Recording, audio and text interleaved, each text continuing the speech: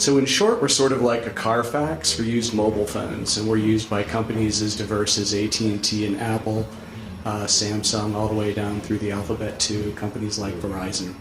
So we support more than 1 million phones a month going through our system, generally several queries on each phone to understand the phones. And the interesting opportunity, as Robin laid it up, is that the phones come in a surprising breadth of diversity that hides under a make and model name. So we've developed systems that basically understand modems present on a phone.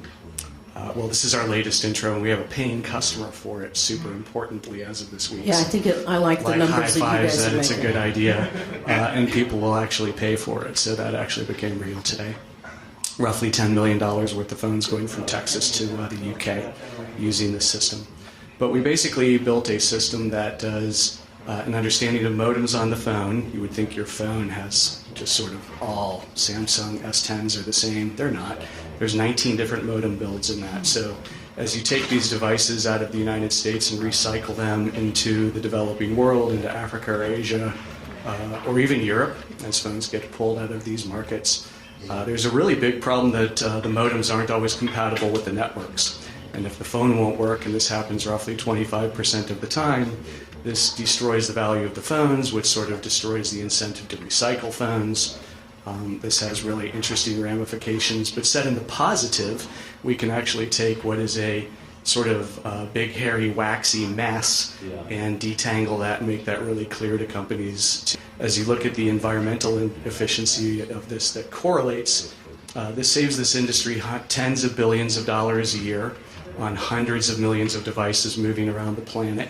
It impacts the efficiency of the price, and it has an enormous carbon impact because as devices move around unnecessarily. The total number of people that own a smart or a feature phone is 7.26 billion people. And it's making up 90% of the population across the world. And so, as we continue to manufacture these devices, and everybody needs one because this is a way they can kind of get access to information, access to work, it makes their lives a lot better. To have one working, and working in the right way, and not having to send it around and keep that phone. How many times could you keep a phone in life cycle? Maybe up to 10 years? Yeah, in theory, the radio sets on the newer phones could be used time and time again.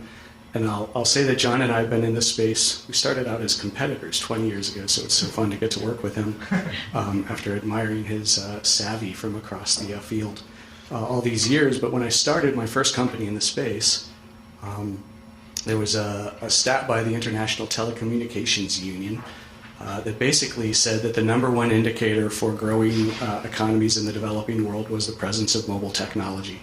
Basically, people being able to leverage their time through a device and not have to take a bus to go have a conversation or go cross town to do some basic things. So there's a really, just as Valor has a focus in your investments, the ramification of the trickle down of these phones is that you are empowering people around the world.